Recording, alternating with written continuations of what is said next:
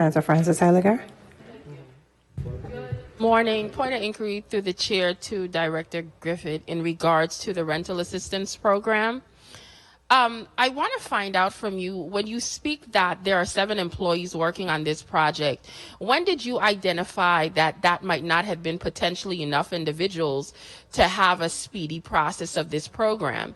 Because unfortunately for me, as a representative of the people, when I'm in the public and I'm hearing the cries of landlords saying they're about to go under in regards to trying to pay their mortgage, I am walking out of church on Sunday and somebody walks up stressed out that we need to get these monies distributed. I am very much concerned as to the timeline, and when you as a director have identified when you recognize this might not be enough people, and when you say that individuals are advertising or putting out for employees on your behalf, where exactly are these advertising being put out? Because I don't hear them. So I don't know if it's something that I might need to go look for, and how do you directly get this information to the public that you need help in order to speed up this process? Because I think an additional 4 months is a little bit too much time. This is an urgent situation. Could you explain to me, please? Sure, it'd be my pleasure. So from when the program was established, I actually identified to hire 20 individuals. And we advertised daily news, all of our local newspapers. We also put it on billboards for the digital billboards for a time. We also have it on VIHFA's website, also Department of Labor's website, Office of Disaster Recovery's website as well. And those are the avenues we've been used to advertise, and of course, radio too as well. And we've simultaneously switch from radio to television to the internet, including Facebook, Instagram, and what kind of responses? Quickly, you said you're down to 7 because I have limited time. This is an inquiry. What kind of responses are you getting from these advertising that you only have 7 people? Are you getting people and they're not qualifying? I'm trying to understand how we could fix this. It's a combination of both. We're getting people. We have interviews actually.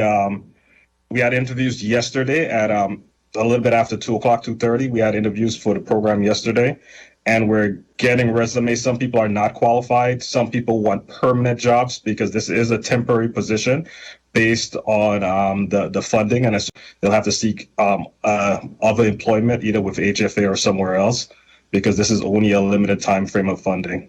So the answer is yes. We're getting individuals, and some are interested in some, and many are not, and some are not qualified for the position. But thank you, Madam Chair. I'm not still satisfied with this, but this was just an inquiry, so I have to let it go back to the chair. Thank you. Point of inquiry.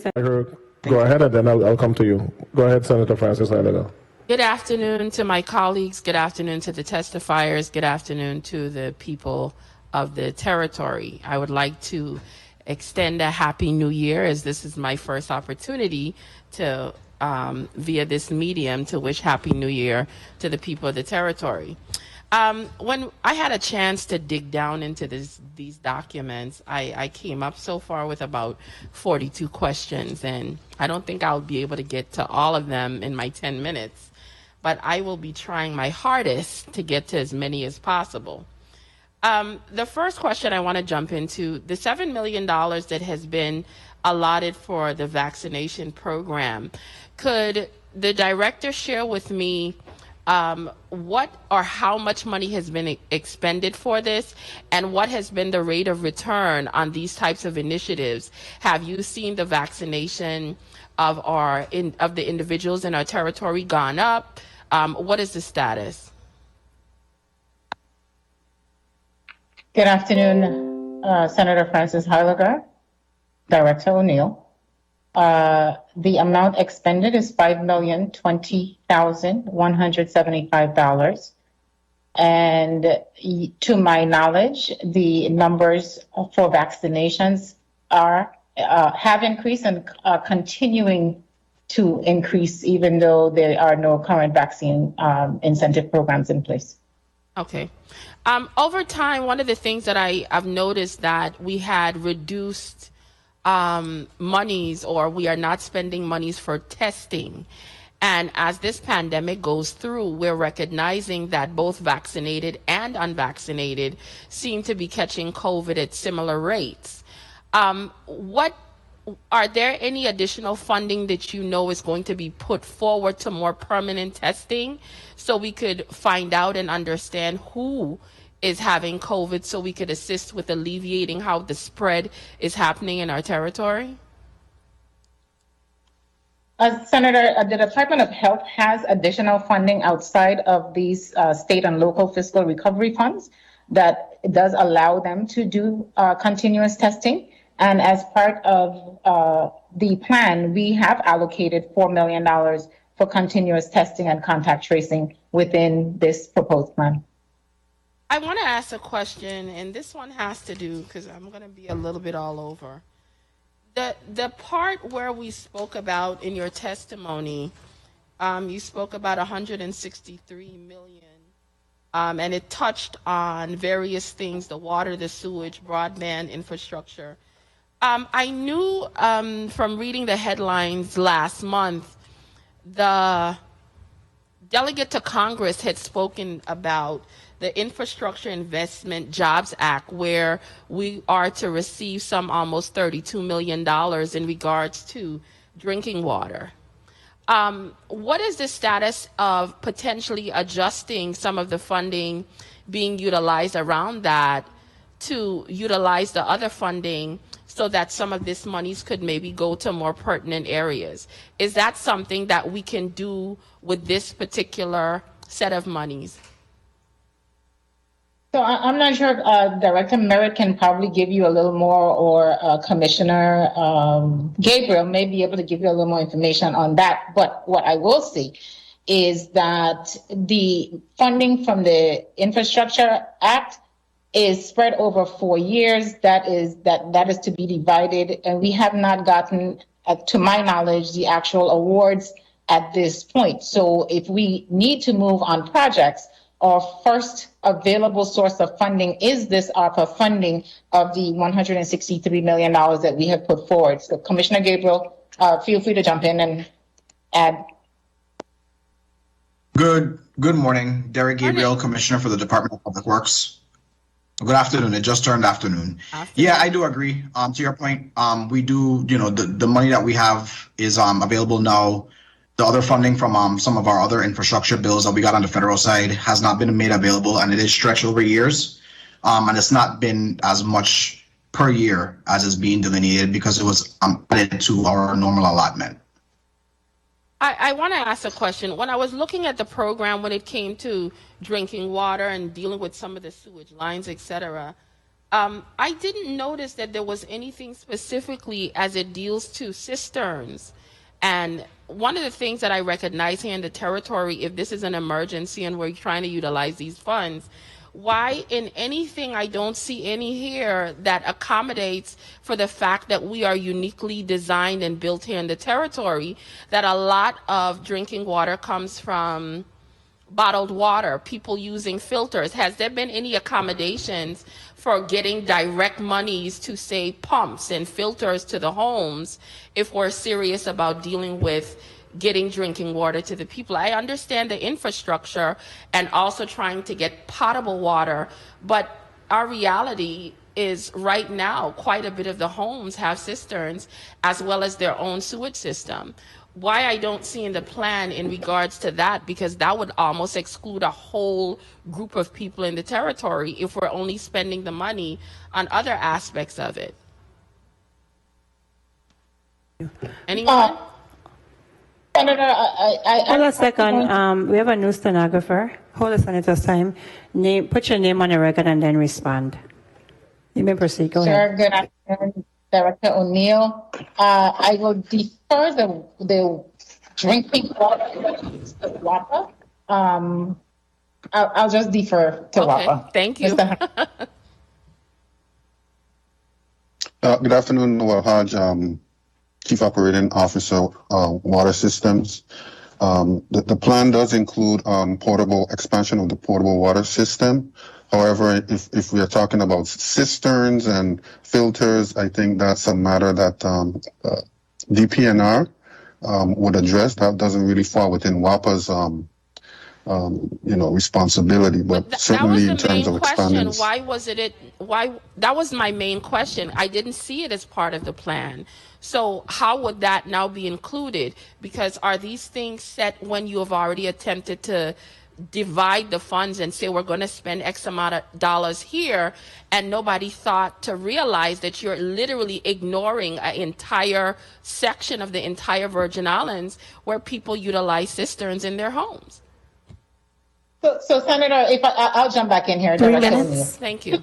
3 Tell minutes. us how or what exactly you would like for us to do with cisterns, because I really don't know what, from a government perspective, we can do for private cisterns. So give us your suggestions. Well, I will be happy, ma'am. I will be happy to share. These monies can be utilized for many things. You just had a whole conversation in making sure that private sector individuals are also included in getting monies. So simple things like maybe providing filters to homes for clean drinking water, maybe providing funding or either shipping in pumps, maybe providing for cleaning of cisterns. There's a lot of things that could be done in regards to this funding that does not necessarily have to be limited to just the things I see here that are only directed to either the government or public sector. So that's why I'm asking you, are there any other plans for these things to potentially be altered to focus on the fact that in the Virgin Islands, we are very unique? So, Senator, I will say that on OMB's website, there is a section for community feedback. We welcome all community feedback. Please go to the website and send us your suggestions, and we will gladly take that into consideration. Ma'am, I am a senator, and I'm speaking to you right now. And what do you want us to do? You submit your submit. Hold on. One at a time. Hold a second. And we will be glad to take it into account. This is the rule. Hold a second. I don't know what else you want to say. Hold a second, one person at a time. Director O'Neill, I need you to answer the senator's question, please. I did, Senator Sorrow. Actually, the question should really be. If you'd like us to take it into account, we would love for her to submit her suggestions so that we can take it into account. Okay. That's my response. Director Acting, you had something to add? Oh, okay. No, I don't, Senator. Because I could see you, seeing your face, so I have to make sure. Okay, ma'am. No, hold a second. Hold the senator's time. I need to control this discussion for 2 minutes. Director Hodge, what is I believe the senator is asking a question. I know there's a section to submit your concerns, and the Senate also has met a few times to give input on the American Rescue Plan. Noting that water is a problem and you only deal with public water, but you guys deal from that area, I believe she's asking you, the senator's asking you, what's the discussions with DPNR and the other pertinent agencies as it pertains to? That's what you're asking, right? Ma'am. No, I'm going to give you your time, Oh, I'm not taking your time from you. Oh, okay, I'll wait. I'm rephrasing to see if we could get you to get the answer that you're looking for.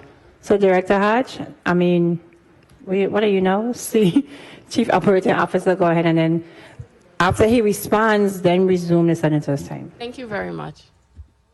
Yeah, so like I said, Senator, there's no discussion between WAPA and DPNR in terms of enhancements to residence cisterns and upkeep and maintenance. That does not fall within our responsibility, nor do we get involved in improvements on the customer side in that regard. So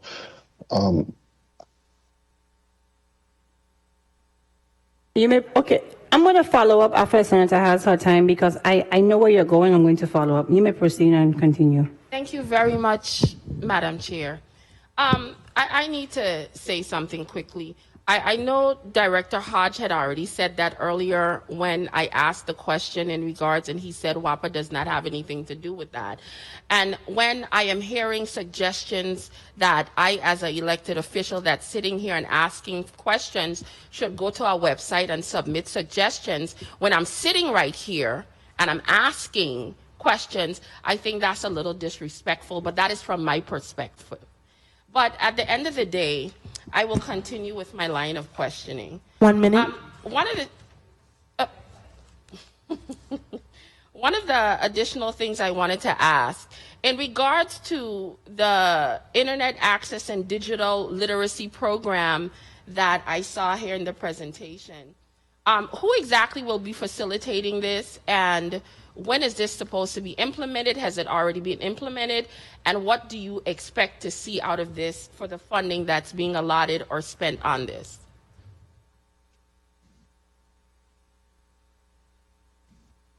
Director O'Neill.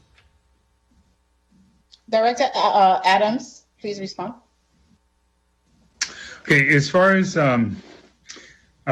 Stephen Adams, CEO of VINGN, as far as digital literacy, the program that we're looking at, which we're calling currently IO Academy, is an opportunity to be able to build domain expertise in the basically in STEM throughout the territory from elementary through college. And it's something that it's a program that we're working with Microsoft at the moment, and then we'll talk with agency partners to be able to present that in the territory. So right now it's a concept program that the governor has is enthusiastic about, and we're currently working on that now. Okay. And as it relates to the job training assistance program that is being implemented, anyone there could speak to that one?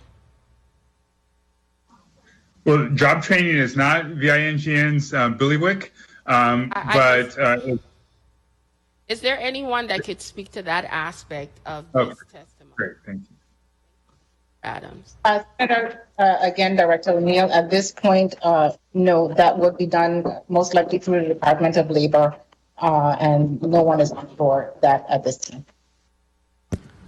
Time. You have a follow-up? Go, proceed. Thank you. I wanted to, while I was here listening to quite a bit of the testimony. The mic. Oh, can you guys hear me? While I was listening to quite a bit of the testimony, one of the things that keeps sticking out is the word emergency. And we have to understand that while we sit here and we question and we ask for information, because at the end of the day, we are representing the populace and they come to us with questions that they need answered. When I am speaking to a homeless person, when definition for homeless is sometimes people are sleeping on their family members' couches for over a year because they don't even have a home to rest their head in.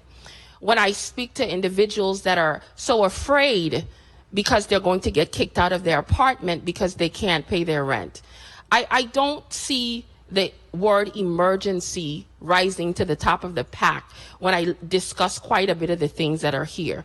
In my office, when I have conversations with people calling in frustrated because they have to stand in long lines because monies are available for COVID testing, but certain things were abruptly stopped. And apparently now it's only open to those that are showing symptoms. I think this legislature has to play a much bigger role in trying to understand and making sure that these monies go exactly to the various areas where they need to go to. I am a little bit taken back because when you have conversations in the public that this institution has not made recommendations, when I sit here with many of my colleagues have sat around and came up with ideas and suggestions that I was under the impression was already submitted to the governor through the office of the president, because that is what I understood was to happen. I'm a little bit taken back when I'm told we did nothing, because that is not the case. But I would like to say thank you for answering these questions, and hopefully if we continue to have other rounds, I will get an opportunity to ask a few more. Thank you. Before I move, briefly, let me move on quickly. Senator Francis Heyliger.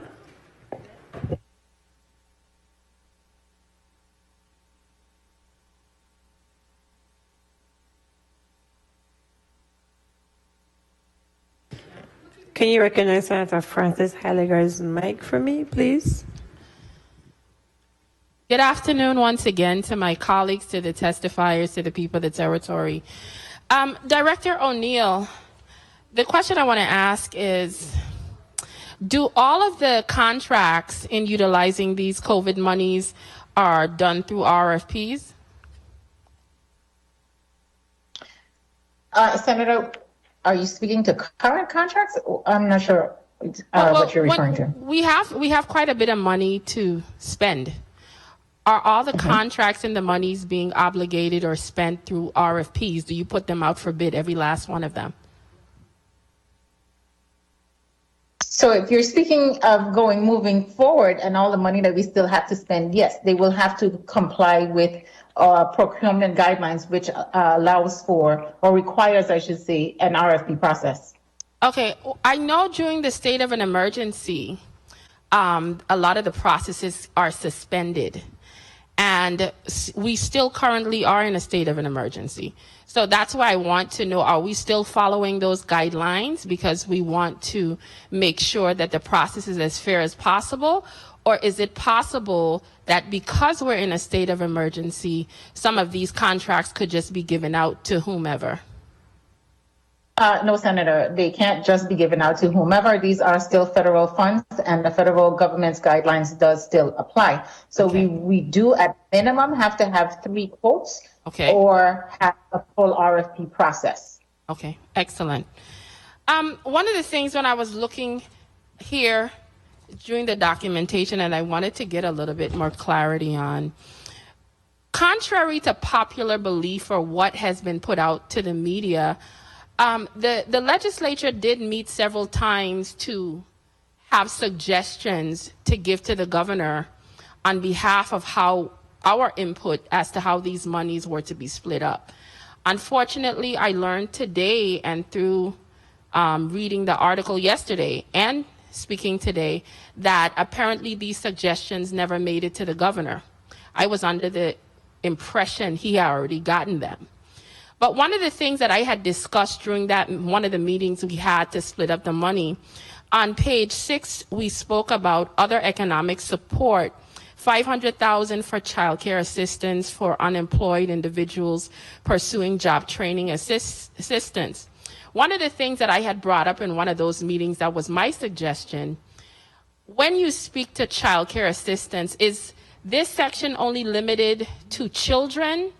Or can any monies be adjusted to include adults? Because you also know in our community, a lot of people are at home taking care of their elderly grandparents, elderly parents, or whatever the case is. Can any of the monies be adjusted, or is this something that could be altered so that adults could also be included under this child care section? Senator, I'm sure that, again, we can make adjustments as we go. Again, this is a preliminary plan. Right now, we're saying it applies to childcare, but I'm sure if there are people who are taking care of elderly parents, et cetera, who submit for funding or some type of reimbursement, I doubt that they will be turned down for such. So, we are flexible to the extent allowed by the federal guidelines. Okay. Well, the reason why I'm bringing that up is because, like today, I didn't fully understand that a lot of nonprofits could have just come directly. And I was very happy to hear that because people were inquiring. As it also relates to individuals, when you said somebody might not be turned down. 3 minutes. There's also a section in here that speaks to the eviction prevention, $250,000 for counseling and legal aid to prevent eviction and homelessness. How did you guys come up with that number And what do you foresee those monies could be utilized for in order to assist people, as we see that this seems to be a major problem in dealing with homelessness here in the territory? I guess the entities that would manage that program, which would probably be HFA or legal aid, not legal aid, officer, yeah, I think that's what it's called, legal aid. They can provide the assistance, we'll provide the funding. Again, these are buckets of money that people or entities can apply for, and we will then provide the funding. But we wanted to make sure that we had some funding available to address these issues. Okay. One of the things you hear a lot in the community is people are always having outcries in regards to nepotism. What policies or procedures you have in place when it comes to the RFPs so that, you know, blatant nepotism will not occur, or there's some kind of clarity as to when situations like this occur? So for RFPs, they go through the Department of Property and Procurement. They issue everything. They lead the entire thing. And if you, I'm not sure if you are aware, but they actually have more persons on the selection committee than any other department. So it's really hard from my perspective in having had RFPs put out through DPP. It's really hard for, say, my agency or any other agency to choose who we want 1 minute in particular, because we have the least amount of votes. I may only have 2 votes. DPP has 4. They can override anything that I may want to do. Okay, thank you so much. My last question, I want to touch a little bit on the premium pay for the public sector, private sector workers. And I know you shared that you guys are in the process of potentially getting some of those fundings out. Earlier this last year, I had a conversation with the governor when the teachers were initially paid this stipend, and I had asked him about payments for the food service workers as well as payments for the, I think it was the monitors at the time. And I know he did share with me that he was attempting to make sure all the teachers and those were already set, and then he would deal with the next set. I remember months later, I had a secondary conversation in regards to that, and he did say he was working on it. And then at the end of last year, I heard another person call in. I happened to be listening, and someone had called in and said he would process them by the end of this year, which was 2021. Now, what is the realistic timeline for these monies to actually be expended, as we see that, you know, the public is being told that certain things will be done at certain different times, but it's not actually happening? And I think that is where partially my colleague and this legislature, when that section of the budget was amended to include the $200,000, we were hoping that the monies would be spent out of the COVID funds, but you always have to have a plan B and a backup, because a verbal conversation and actual execution are 2 different things. So what I'm trying to find out, what is the realistic time and date that this actually will happen? Because the last time I spoke to him last week, or had a conversation, he did say he would try to get it done by the end of this month.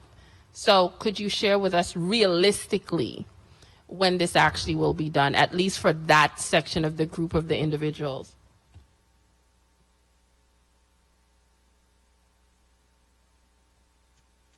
So I will say that a realistic timeline for, especially for the public sector workers, will be around the sometime in February. Private sector workers will be a bit longer, because we do need to collect the information from the private sector to be able to provide that information, or to have the numbers to be able to provide the funding, I should say. Okay, so we have some kind of ballpark. Alrighty, thank you so much for your answers. Thank you, Madam Chair. You're welcome, Senator Gittens.